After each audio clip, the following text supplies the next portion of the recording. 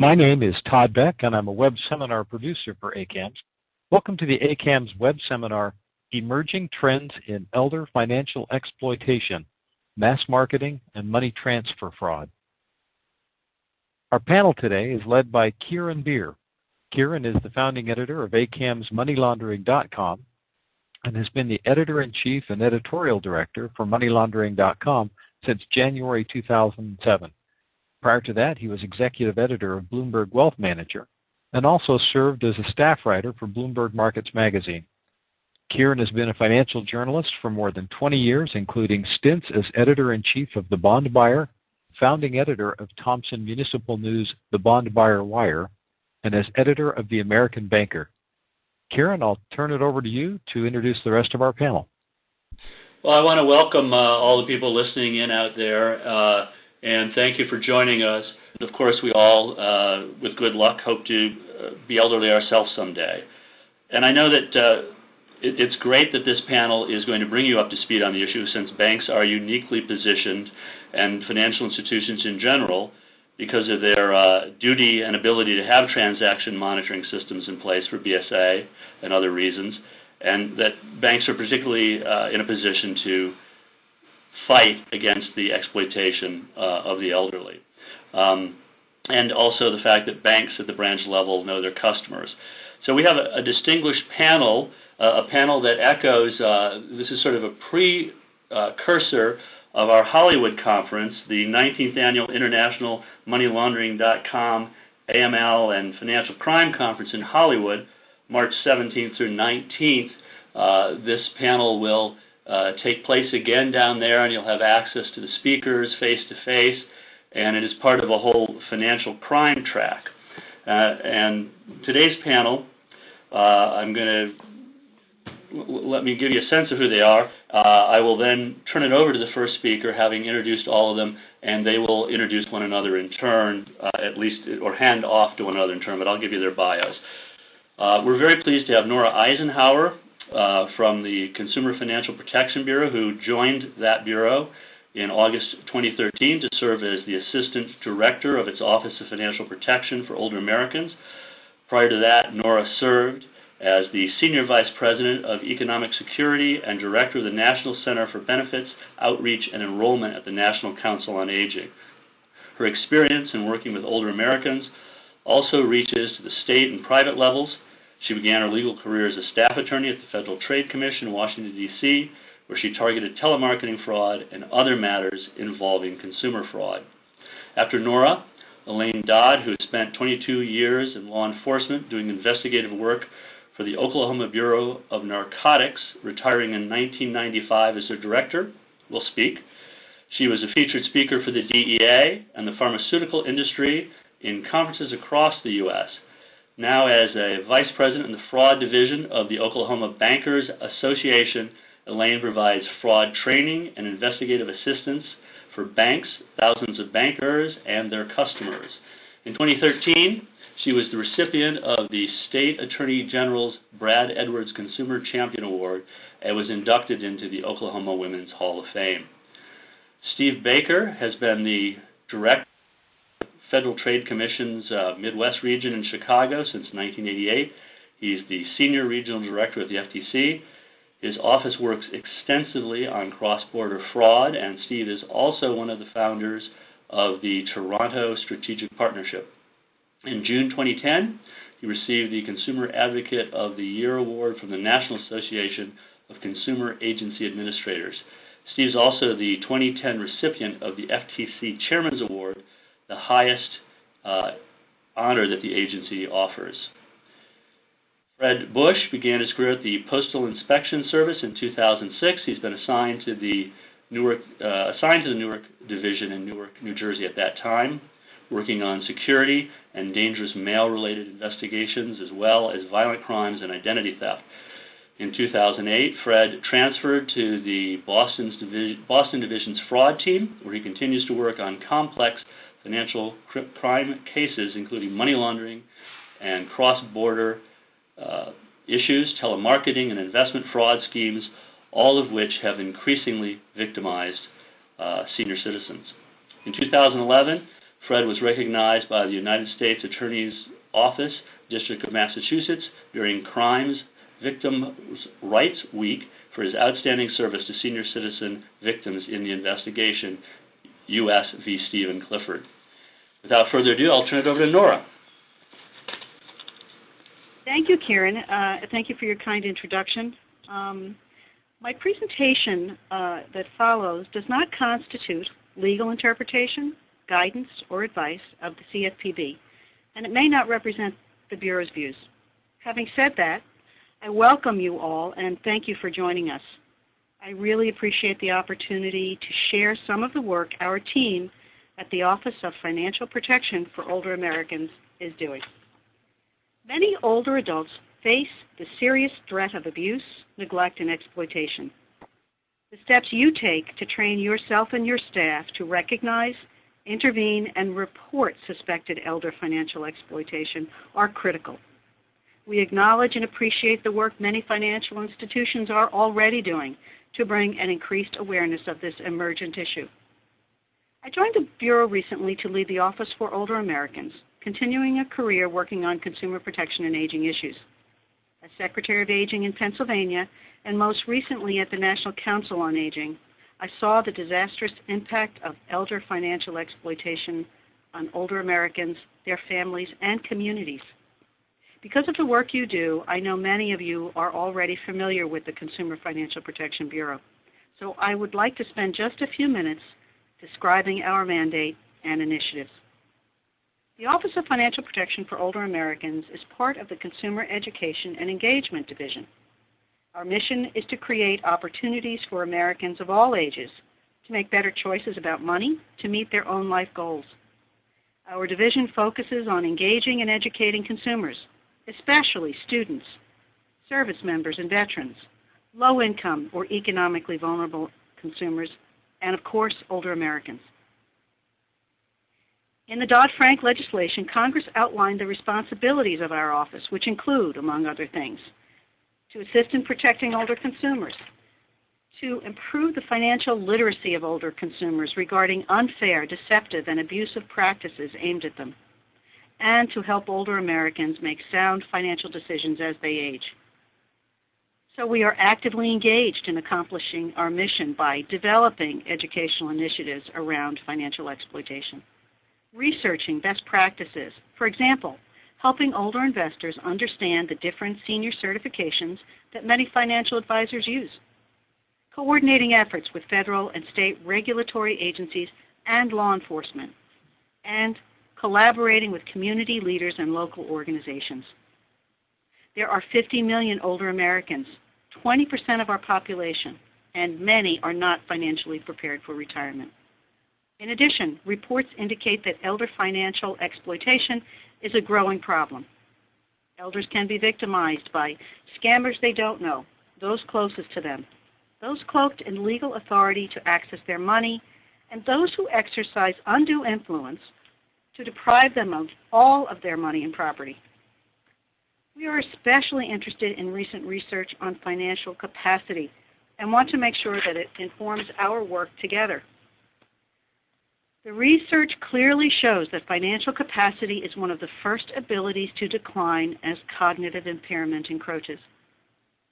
Declining financial skills can be detected in people with even mild cognitive impairment. Unfortunately, studies show that most cases of elder financial exploitation are currently unreported and unaddressed by agencies in a position to respond. Financial institutions can play a key role in preventing and detecting elder financial exploitation. For example, as a start, many older consumers are known personally by the branch staff in their local banks and credit unions. These employees may be able to spot irregular transactions, abnormal account activity, or unusual behavior that signals financial abuse sooner than anyone else. Typically, financial institutions want to help protect the consumer, but may be unsure whether privacy laws allow them to share a consumer's personal information with law enforcement and other authorities that can take action.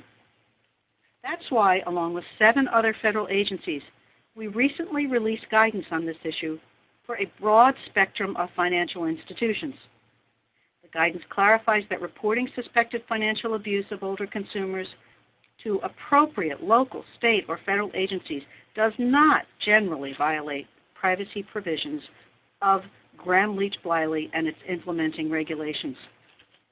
We know that you are familiar with these issues, and we hope the interagency guidance makes it easier for you to help older adults protect their nest eggs.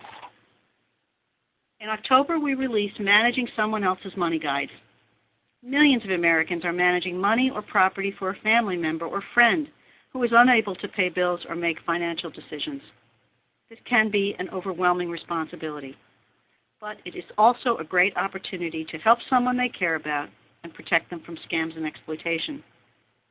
The guides are for agents under powers of attorney, court-appointed guardians, trustees, Social Security rep payees, and VA fiduciaries. They help in three ways. They walk them through their duties, they tell them how to watch out for scams and financial exploitation, what to do if their loved one is a victim, and they tell them where to go for help.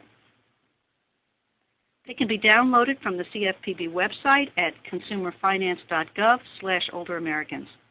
And within a couple of weeks, you can place free bulk orders from our order fulfillment webpage. Providing these guides to your older account holders and their fiduciaries may help make your jobs just a bit easier and help to protect the older Americans you serve. Another targeted effort of ours was released in June of this year in partnership with the FDIC. It is a new module in the Money Smart family of curricula called Money Smart for Older Adults. It highlights common frauds, scams, and other forms of financial exploitation that target older people. This training can be provided to seniors, to their caregivers and loved ones, in senior centers, community centers, faith-based organizations, and other places where people go for information or help. You can order the module, request instructor training, or a speaker for your community group by going to the FDIC website, fdic.gov/moneysmart. You can order the participant resource guides for distribution to older adults, family members, and others on our website at consumerfinance.gov/olderamericans. I've shared just a few of the initiatives our office is undertaking to protect older Americans against financial exploitation. We are eager to continue to collaborate with the financial services industry to further raise awareness about the warning signs and the impact of elder financial exploitation, and more importantly, to prevent it from happening in the first place. We are committed to help older Americans, many of whom have spent a lifetime working hard and living frugally to protect their savings and enhance financial peace of mind for older persons and their caregivers. If you would like to receive updates on our work from us, send us an email at olderamericans@cfpb.gov. Thank you again for this opportunity to share our work and for all you do to protect older Americans from financial exploitation. And now, Elaine Dodd from the Oklahoma Bankers Association. Thanks, Nora, and thanks to all that are participating on the conference. And thanks to our friends at CFPB Seniors. You folks have been wonderful to help us. I am delighted to get the opportunity to share with you. I have a lot of information, so it'll be something like drinking water from a fire hose, I'm afraid. So let's rock and roll. I have about 12 minutes to answer a lot of questions that you've posed, as well as just get basic information out there. Some of the questions had to do with the issue of, is it every region, is it every part of the country, and certainly it's consistent everywhere, because the scammers, the fraudsters, don't know who they're targeting with their emails, with their letters, their phone calls. It's everywhere, and I think very much underreported. So I think you'll hear me use the word epidemic a number of times. They do, though, focus on seniors, and traditionally that's because the seniors have the money. So that is the reason that we do see the seniors as a focus and target. A big piece of fighting this battle is to deal with the education and networking, and networking is critical in your area. That's one of the reasons we are really lucky to have a fraud unit here in our Bankers Association, so that we can meet with all the law enforcement, APS, and we all train together and work together literally every day and all have each other's cell numbers, which is a critical part to effectiveness of helping these folks. The education has to do with the bank staff, and we had a lot of questions on how to spot. And it's just those things that when the hair goes up on the back of your neck, and the person comes in and wants to pull out $30,000 to send to Armando in Peru, when it's just not their nature. So it's just looking at those things that don't make sense. When you see someone draining their accounts, those are the types of things you see. Unfortunately, these folks are instructed to lie to the bank staff, so they will come in and say, this is for my brother's funeral or something like that. So you have to learn to ferret those out. Our Oklahoma bankers have really trained well and are great at finding those folks. Awfully proud of those folks. The law enforcement component, we now, when our new chiefs and assistants come into office, they have to hear me for a couple of hours on what's happening out here on senior fraud and how they can help their community. We train with and for Adult Protective Services, and part of that is just to get the key out there on executive function. You heard Nora mention the capacity, and we have lots of wonderful studies going on. But where we used to say, yeah, they've got capacity, they can do the basic things of life, now the issue you want to drill down to is, do they have executive function? If they're lacking executive function, they're going to start falling for these scams.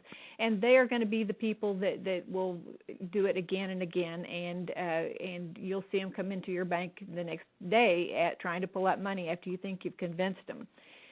We have media as a big partner on that, and in a lot of the cases, if we find someone lacks executive function, we do try to help with them getting a guardianship if you have family that's trustworthy.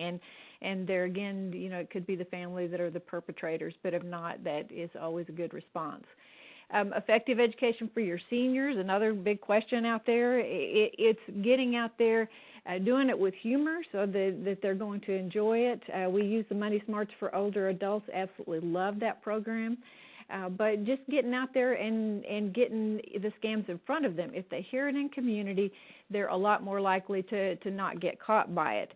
If you can present it as a matter of, this is to help someone else, because no one wants to believe that it's them that's slipping. But if you can say, this is to help your senior fellows, so that is an important way to approach it. Just getting them to the table and getting them to hear it is important. The stories that resonate, it's telling the real stories. One of my dear friends who's become a phone friend from Southeast Oklahoma, Ed, is still calling me after 8 years, and every time it's, well, this check is good, so I must do this. It obviously never is good. He just had to pull one of his checks out of the safe the other day because he believed so much that it was real. If that person gets into the tune of about $10,000, that's not a magic number really, but if they get to a level where they've sent enough money, then they're really harder to pull back, because then their ego is a part of the situation, and they can't believe that they've been taken. So if you can educate them beforehand, or if you can catch them early on, you're a lot more likely to be able to do something with them. The numbers are tremendous. We do have a number of tools. We did a Senior Sense video. We're able to share the link. If you'll send me an email, I'll be glad to get that to you. It's just, how do you extricate your seniors when they're at the front line? And we've also used the Money Smarts, as I mentioned, and our Irving Fott with our securities has done a wonderful Invest Ed piece that I have referenced here. So look for those things that you can use that resonate and make sense for your seniors. The SARs, that is the way to get it in the system, Suspicious Activity Report, and we do call it Something Ain't Right here. We are not seeing as many of those as we would love to see in the system. There need to be a lot more of them reported. It's belt and suspenders. That's the way that the bank can legally give out the information. And one of the questions also was, how do we get it to law enforcement? How do we get it in front of the feds? We feel here that it's a today situation. So even though we love the folks that review our SARs here, and they are wonderful, we need to get it in someone's hands before that money's gone. So we're calling Adult Protective Services today as soon as we can get the information. There is some question as to how much we can give them. What I always tell our bankers is to put as much as you can in that narrative, because everything in the narrative can go to Adult Protective Services and to law enforcement.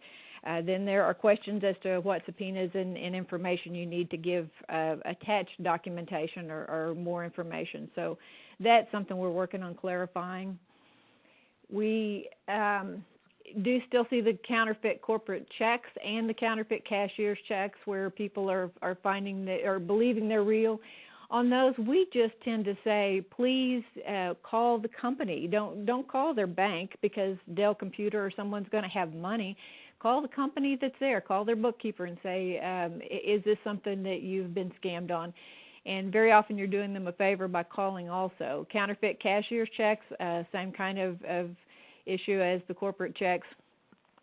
Another way that they're getting money into the hands of our seniors to get them to send it out is when they're acting as money mules. And the electronic system has made this so much easier. So we'll have money that's actually physically dumped into someone's account. So the cash is there. It's hard for them to believe that it's not real. Sometimes it will bounce from place to place to place. It has become very complicated. How many seniors you might have in the system before that last senior is told to wire it out of the country. And then once it's gone, we typically cannot touch it. If it is a bank wire and it is a larger wire, if we get it in the hands of our wonderful cyber folks at FBI, we've had a lot of luck in getting the things called back. So if we're fast enough, that can happen. It's just being quick on the trigger, folks. There's your money mule test, just so you know what a money mule looks like. It's that person who comes in who never had money in their account. All of a sudden, they're in a big, all-fired hurry to pull it out and wire. You may hear them talking about wiring it for various reasons. So those are the kinds of things we see out there. It may be a romance scam, granny scam, lottery, and all of those are still huge. If the money has gone into their account, in the past we had to say, yes, here's your money, funds available. At this point, we have the corporate account takeover availability exception option, which is brilliant and allows us to be able to say, let's just wait until we know if we can articulate that it's a money mule. We get to say we can wait and go upline and see if it's real. And very often the bank at the other end says, no, we did not. That should not have gone out. And it keeps the money from going out of the country and stops at an earlier point. So really delighted that that is an option we have out there.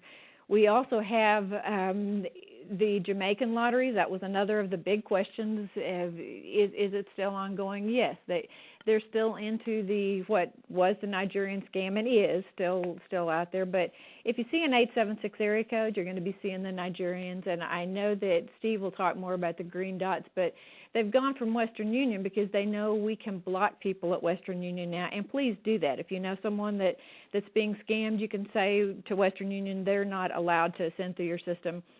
The people will put it on green dot cards. Just a note to add to Steve's on there that you will hear more. But we have had a lot of luck calling in on the back law enforcement line to get it held. So we had a lady in Poto that had put $37,000 in green dot cards, had a whole stack of them there, and we were able to get the money held so that it didn't go out, and it was able to help her. The basics are just that it is an epidemic. We have exploitation out there, and I have traditionally said it's an epidemic, but me not being an expert in the field, delighted to hear Dr. Mark Lax be able to say, yes, I'm an epidemiologist, and it is that big. The truth is we have people that are losing their homes.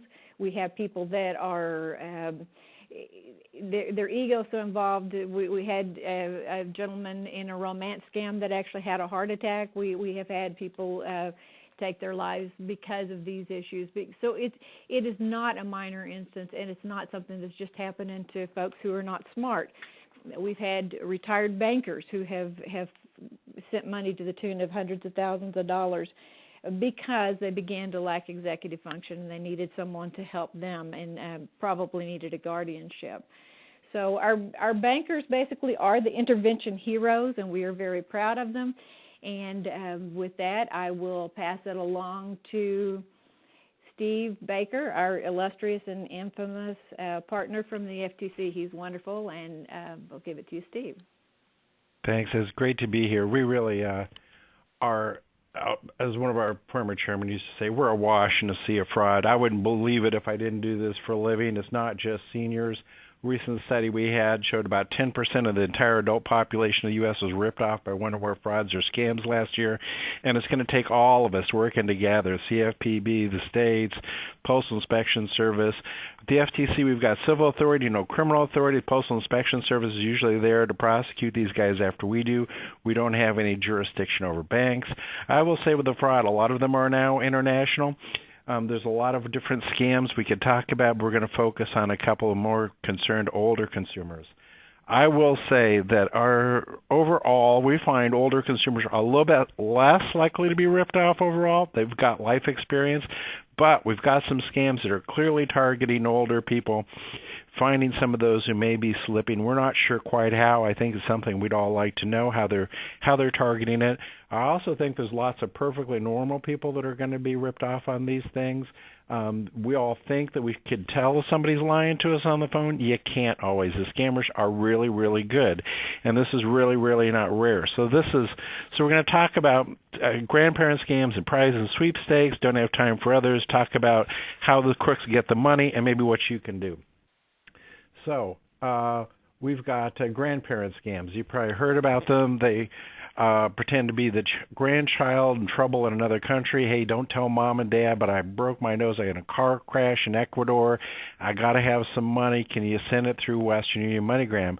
They're hiring the best of the best telemarketers to do this. They are very, very effective, and often they go into these calls armed with some information about the consumer, maybe social network. The callers on these things we think are mainly from Montreal. They have them send the money to the Caribbean or Spain usually through Western Union MoneyGram. But the Royal Canadian Mounted Police has busted several sales rooms of these things. We've worked with them. They've been extraditing people to the U.S. Some of them have been prosecuted in federal court in Los Angeles. So the numbers of complaints are a little bit down, but they're still there. You might also be interested to know this is a scam that goes on all over the world. Prizes Sweepstakes Lottery. This is just absolutely massive. And we maintain a database of consumer complaints that include not only the ones to us, but they also, Postal Inspection Service puts in all theirs, all the Better Business Bureaus do too, a lot of the state attorney generals, and that's available to like 3,000 different law enforcement agencies. And looking at that, the number one source of complaints overall is identity theft. After that, it's debt collection. And after that, I think it's these prize and sweepstakes things. They're hitting older consumers disproportionately, and 82% of the time people are using money transfer things to send it.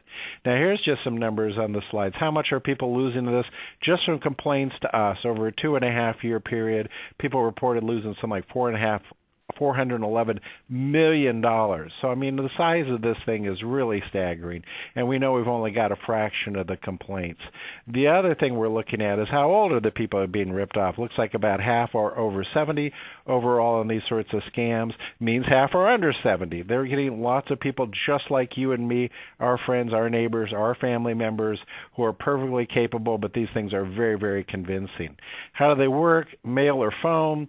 They really do a good job. I mean, when a lot of us think of these things, how could anybody fall for this? I could tell.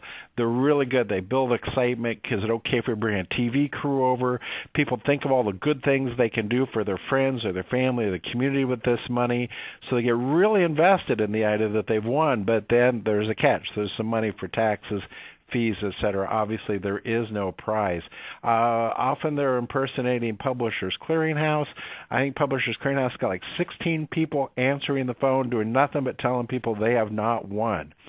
So, two ways: mail, phone. Mail. They get a letter, you've won a bunch of money. It includes a counterfeit cashier's check to cover the fees. You're supposed to call the number back where they jazz you up on the fact that you've won. You all know about counterfeit checks, but then, you know, they really are working. By phone, cold calls, again, they often pretend to be Publishers Clearinghouse. Often, especially the ones from Costa Rica, are impersonating FTC attorneys or FBI agents. I've heard them say, for example, that because of all the problems and fraud in this area, that the Federal Trade Commission has taken over telling people that they've actually won. One of the hallmarks of the Jamaicans is they're telling people that they will have a Mercedes delivered to their house later that day. Of course, there's some urgency in this. You got to decide now, or the prize goes to somebody else. Again, you got to send the money right away. Here's Jamaica. Mostly this is for the trend line of complaints against Jamaica. This is not accurate in some ways. It's really way worse than that, because you'll see that what is happening is that they're now using money mules, because Western Union MoneyGram have made it harder to blocking some of the transactions directly to Jamaica. So these are only complaints where somebody knew that they were dealing with Jamaica, and a lot of them don't. The other thing, again, looking at the amount of money, you can see these are a little out of date, but 2012, $25 million reported losses. I guarantee it's way higher than that. The age, as you can see, over half of the complaints about Jamaica scams are people that are over 70. So they're really, again, targeting that particular demographic real heavy. So if you're going to run a fraud like these folks do, how are you going to? You gotta have some way to get the money. No point in running a fraud if you can't get paid, right? So the money payment is the Western Union and MoneyGram are the favorites. Western Union, of course, is the largest in the world, followed by MoneyGram. All U.S. Walmarts have MoneyGrams. There's a few smaller ones called RIA. For real transfers to family members through Western Union MoneyGram, they tell us the average is $440. So if you see somebody withdrawing $1,000 or more, they're going to send by Western Union MoneyGram. That's a big red flag that this is probably a fraud involved. Both Western Union and MoneyGram operate around the world. We've been talking to our foreign counterparts. A lot of the same frauds are being visited on consumers in other countries, again using Western Union and MoneyGram, and we are trying to work together on these things. Why do they like money transfers? Like sending cash. If I send money to 123 Wabash in Chicago, somebody can pick it up anywhere in the state of Illinois. So it makes it hard for law enforcement to follow the money and go anywhere in the world. Once that money's picked up, it's gone. There's no chargebacks. There's no way to stop the check. It makes it real difficult to, again, try to find the persons behind it.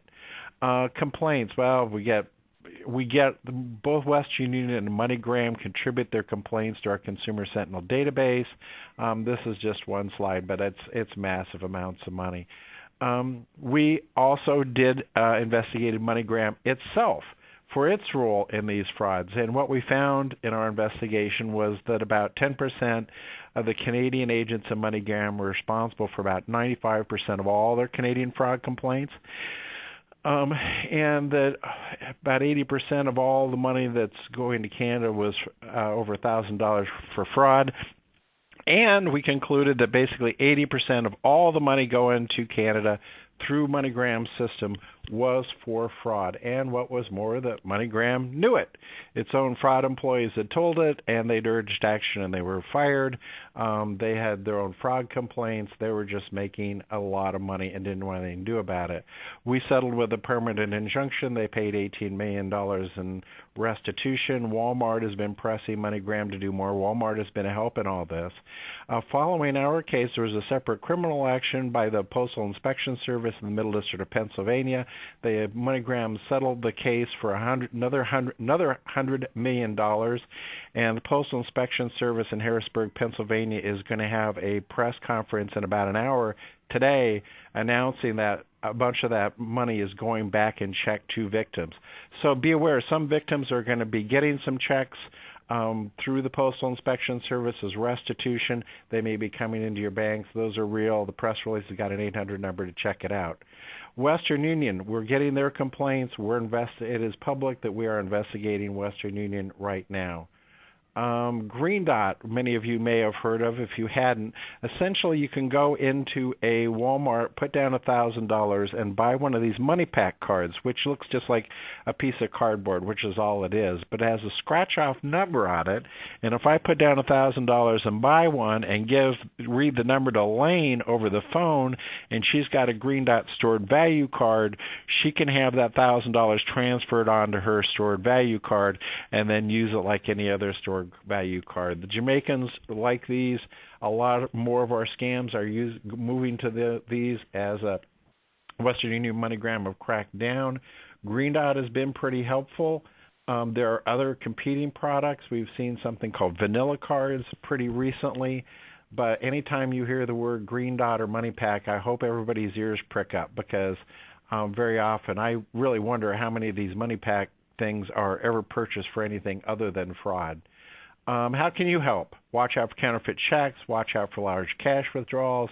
Watch out if people are convinced that they have won. Both Western Union, MoneyGram, and Green Dot have toll-free numbers, so you can call somebody. If your consumer is the teller could get the consumer on the phone with Western Union, MoneyGram, Green Dot, and they ought to be able to help walk you through and maybe convince somebody they haven't done. The other thing we see with the Western Union, MoneyGram, Green Dot is that most people have never used it before. Most people have never been to a Western Union thing before. So if you see somebody who's never been to Western Union before and they're taking $1,000 down in cash, that's a good signal. Finally, have victims report to Western Union, MoneyGram, Green Dot directly with their complaints. That's really important because Western Union and MoneyGram know who picked the money up where. They add that to the consumer complaint, then it goes into this law enforcement database. And also, sometimes Western Union and MoneyGram agents are operated by crooks or people complicit with them, and that helps Western Union and MoneyGram identify bad agents so they can do something about it. So that's really important. Consumer education. We've got a lot of stuff that's free and in bulk. There's some links to it. It's not copyrighted. Put your bank president's picture on it if you want. Hand it out. We just want to get it out into the hands of everybody. And I am out of time, so I thank you very much. And now I will turn you around to my estimable colleague Fred Bush in the Postal Inspection Service. Thanks, Steve. And I want to thank ACAMS for the invitation to present today. It's crucial that law enforcement coordinate activities with financial institutions, share information to the extent we can, and for all of us to work together to identify these types of frauds. Just to piggyback quickly on what Steve just talked about with regard to those types of schemes, particularly foreign lotteries and sweepstakes, those are affecting seniors at an unusual clip. I mean, I got a call from a manager of a assisted living facility who asked me to come out and meet with one of the people residing there. I think she was about 90 years old, and she had been continuously going to her local bank branch and trying to, with these counterfeit checks that she had received as part of her sweepstakes winnings, and was trying to negotiate them. And the teller actually ended up calling the manager of the assisted living facility saying, "Hey, we're trying to convince her this is a fraud. She's not listening. Can you do something about it?" And he called us. And so when I went out to meet with her, the manager walked me up to her room, and we found out she had already left. She got wind I was coming. She apparently got in her car and sped off, and thankfully it wasn't a day like today here in Boston that's snowy and icy, and so she sped off safely, but nevertheless did not want to speak with me about it. We went through her apartment, and it was floor-to-ceiling stacks of mail, all of which appeared to be some type of scam mailing, sweepstakes, lottery mailings, those types of things. She had sent out thousands and thousands and thousands of dollars and would not cooperate. To this day hadn't. And what I told the manager, unfortunately, was, it's only illegal to commit fraud. It's not illegal to be a victim of fraud. And we can only do so much to try to convince them as crime victims to cooperate and to realize that they've been victims. And some ultimately do and some don't. But having said that, that's sort of where the rubber meets the road is financial institution employees, law enforcement, consumer protection agencies, all trying to work to do our best to educate consumers ahead of time so that they don't become victims of fraud. And if they do, how do we then communicate that to them? And there's a lot of roadblocks to that, and some of those are age-related. Seniors tend to be trusting. Maybe their generation is not the type to be confrontational, or if it's a family friend handling their investments, maybe they're not going to be so inquisitive about it. Sometimes they're suffering from dementia and don't know they're being defrauded, and it doesn't get reported. And so there's a lot of reasons for that, and it's critical that those of you on the front lines at bank branches see these types of warning signs and red flags, and report that. Report it in writing through the use of your suspicious activity reports, and then report it over the telephone. Give us a call and let us know. Excuse me. The slide on the screen now just goes through a series of some of the most prevalent fraud schemes we're dealing with at the Postal Inspection Service. A couple of those have been addressed already today. There's others that are work-at-home scams, where you can make money from the comfort of your own home in your pajamas. You don't have to leave the house, and you'll make a lot of money doing it. Those are also called business opportunity scams, and retirees see that as a way to make extra money and bite on those a lot. Investment frauds and Ponzi schemes are the kinds of cases I work primarily. And in the last few years, I've noticed that in the vast majority of my cases, seniors are the victims in those cases, where their trusted investment advisor is the one who's been conning them all those years and has drained their life savings. Foreign lotteries I talked about, home improvement, home repair fraud. You know, the contractor, quote unquote, comes up to the house and says, "I can give you a new roof. You got to pay an advance fee and we'll be off to the races." The advance fee gets paid, work doesn't get done. That's the end of that. Advance fee fraud is similar to that, where you're paying an advance fee and the services or product does not get rendered, and so on. You can see the rest of these here.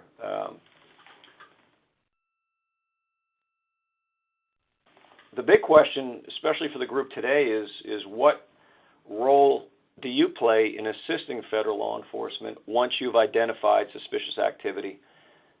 And what we always say is be proactive. A lot of criminals now are using technology to conceal their activities. It's called cybercrime. We have a cybercrime unit at the Postal Inspection Service. The FBI does. A lot of other agencies do now too. And they're doing that in a way to hide their true identity. What you can do to help us, and ultimately to help the consumer and the victim, is to report that suspicious activity once you've identified it.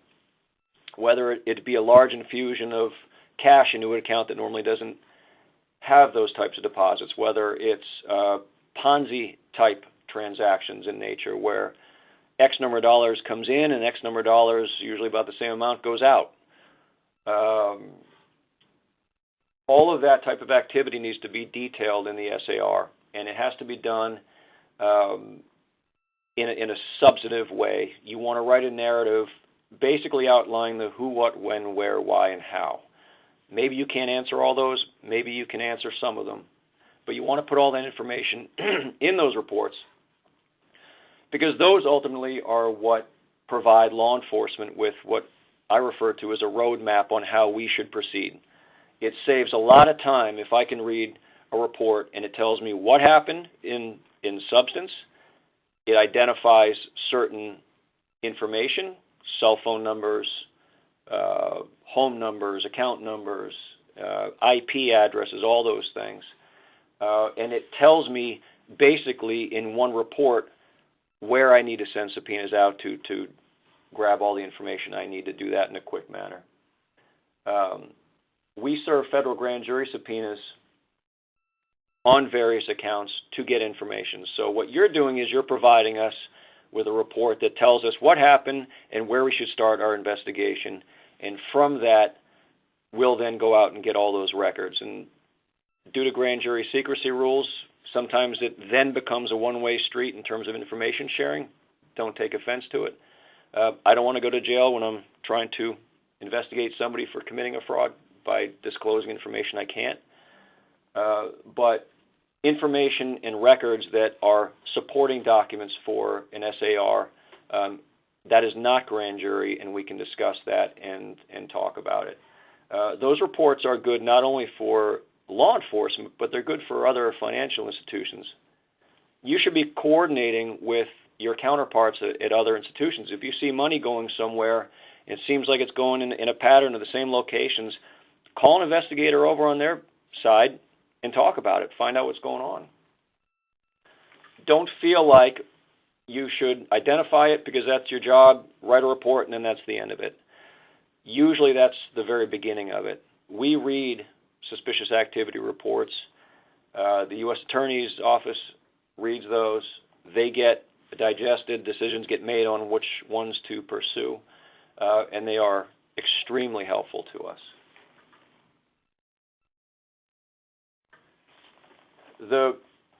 One of the most important things about an SAR filing is, like I said, it identifies the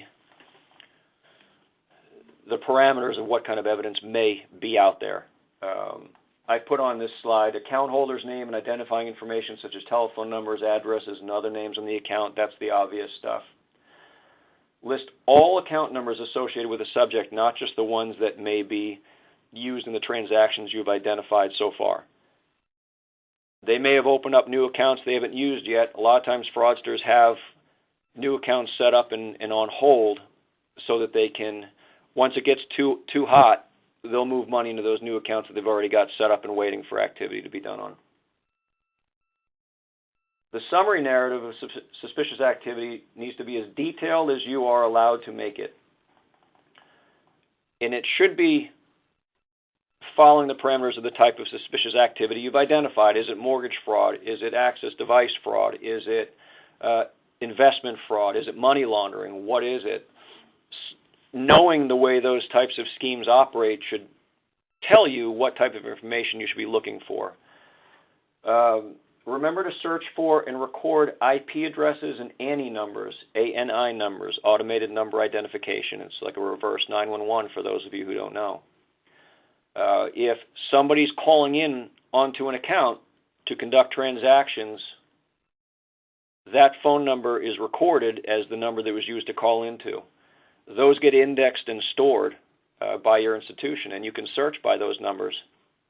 And oftentimes that is how you can identify other accounts that otherwise you wouldn't associate with the fraud. Don't just record the numbers. Remember that those are recordings. Those audio recordings are evidence. They are only evidence, though, if it gets reported and identified quickly enough so that they can get preserved. So if you identify IP addresses, if you identify audio recordings of somebody, maybe it's the account holder, maybe it's not calling in, not only do those need to be listed in the report, but you should be proactive in then going and preserving that evidence.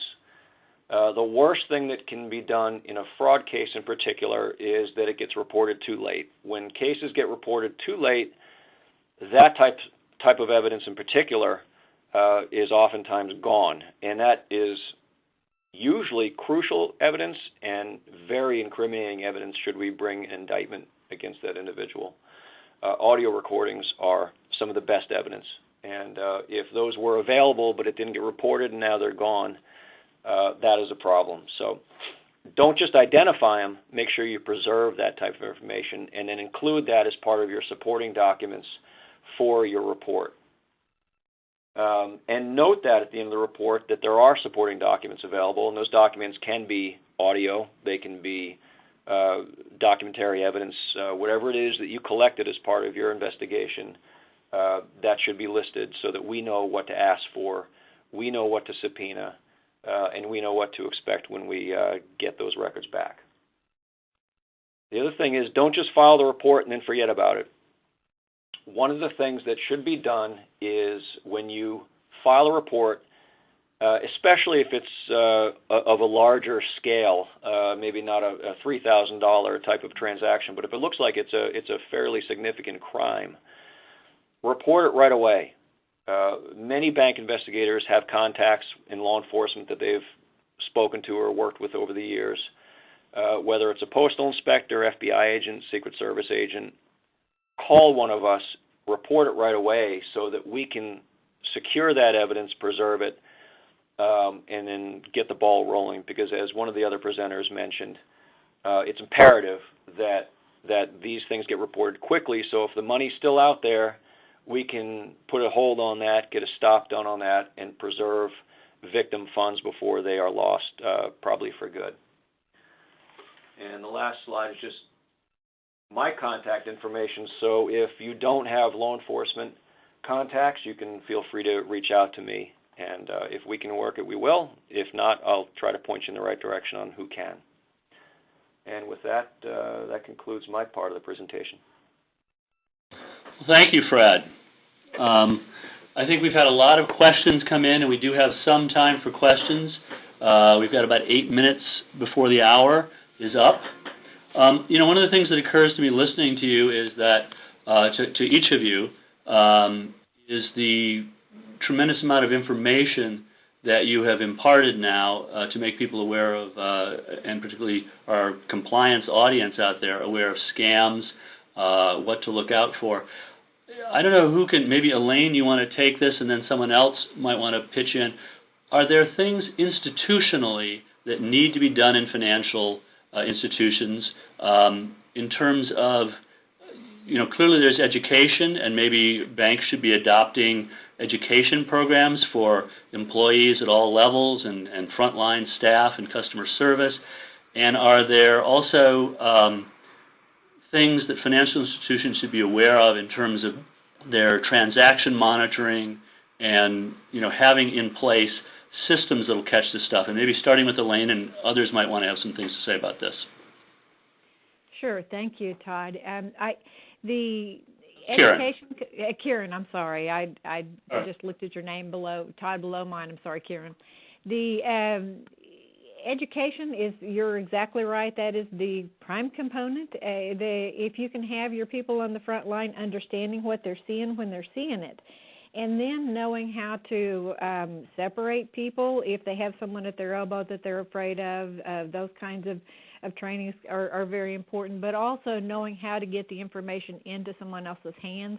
If there's family on the account and you can go to the family legally, then that's a wonderful thing. If not, then filing that SAR so that you can get it in the hands of law enforcement and or adult protective services and get some help immediately, helping them to know when it might be appropriate for even guardianships, if you can help to guide that process. I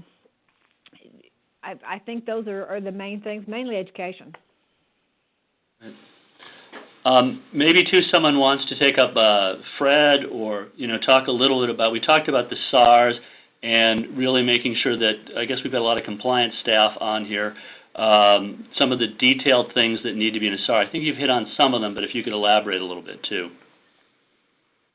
Yeah, sure.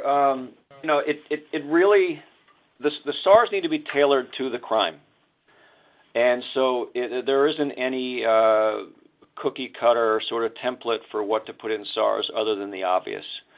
So identifying information is obviously the most important. We need to know who the players are, so to speak, for that particular activity. But like I said, depending on the type of crime, if it's a mortgage fraud case, you want to put in as much information regarding accounts, regarding the movement of funds that may have been used to facilitate the closing or the transaction. If it's an investment fraud case, you want to put in sources of deposits into the suspect's account. For example, a recent case where an investment advisor who has since been sentenced to 10 years here in this district, he was a local investment advisor who scammed over 30 seniors out of their life savings, millions of dollars, and he had been handling their investments for decades, some of whom were his family members, all of whom, though, were seniors. And if one were to look in his bank account, it wasn't overly sophisticated. There were hundreds of deposits from the victims directly in check form. They were check deposits. The victims would write him a check, and instead of him depositing into an investment account, he put it into his own checking account. So sometimes it's as easy as that, where you're seeing millions of dollars over the years from dozens of names that you wouldn't expect to see those funds coming into. Other times, I want to talk about IP addresses quickly, though. IP addresses, especially these days, are critical because, like I said before, so much of the cybercrime is done now online, where investigators preparing their reports should always be checking for login data, transaction data, where they can identify Internet Protocol addresses that were used. IP addresses are it's information that has a very short shelf life. And what I mean by that is if a bank investigator does a report and they say, okay, IP address such and such was used on this date at this particular time, and that gets to my hands, then I send a subpoena to the service provider that uses that IP address. And I ask the service provider for the account holder that IP is associated with, or more specifically, the computer of the account holder that IP is associated with. A lot of service providers only keep IP subscriber data for a matter of weeks or a few months. And as we all know in fraud cases, sometimes it's years before these cases get reported to us for a myriad of reasons. Sometimes it's as simple as the victim doesn't want to admit they've been defrauded, or the suspect has told them, if you report me to law enforcement, you'll never get any of your money back. So the sooner a SAR is filed and it has IP address information and it gets reported to law enforcement, we can then preserve that information to try to identify the user of the computer that was conducting transactions online. Well, I think that's the kind of specific information that's really helpful to this audience. And some of the other questions that have come in that are of concern to this audience are around powers of attorney. And we have a question. On the one hand, someone saying, what's the liability of financial institutions when power of attorney is abused? What are signs that power of attorney is being abused? Anyone want to offer some helpful advice on this? I could probably answer that for you. This is Elaine. The powers of attorney, what we tell our bankers to do is just to slow play it. When someone brings one in, you don't know if it's durable. You don't know what the premises are behind it. So you have every right in the world to say, give us a little bit of time to check it out, because that's when we find people getting in trouble, when they do things too quickly. So we just say slow play it on the powers of attorney to check everything out. We have a specific question, too, and I don't know if this is Elaine or one of the law enforcement or what. Someone has asked about privacy laws, concerns, and maybe someone could address these generally. And actually, one of the questions is specific about privacy, having to deal with an elder client who may be the target of a romance scam. Is there any reason that the banker can't reach out to the children of the victim, and what are the other privacy issues that banks should keep in mind? We do have exactly that situation in one of our communities, and the part of what helped on that case was networking, all of our banks talking together in that area so that they were able to shut him down at every one of the 3 banks that he used. And talking to the family, if they're on the accounts, they can legally do that. But failing that, what you want to do is just do that SAR, get it in the hands of APS and or law enforcement, and let them make the family contact. Yeah, Karen, the other thing people can do, and I should have mentioned it, is both Western Union and MoneyGram maintain lists of people they will not let send money anymore. So they got deny lists of both people who can't send it and people cannot receive it, mules. So if that information gets to Western Union and MoneyGram, they're supposed to and they don't share with each other. So you need to go to both. But if you've got somebody that's real problems, they can, and let them know, they can stop money from going to those people, or if they're a mule, from receiving it. I think that's very helpful, Steve, especially since I think you kind of talked about what money transmitters have done wrong, and then in some cases what they're trying to respond to do right with this situation. So, well, I think we've run out of time. Go ahead. We have another comment. If I can just interject, this is Fred. I just want to make sure everybody recognizes dealing with family can be tricky for a lot of, especially if the senior is the victim, and you want to kind of let the family know, maybe to get some information to them or try to convince the victim that they are the victim of a fraud.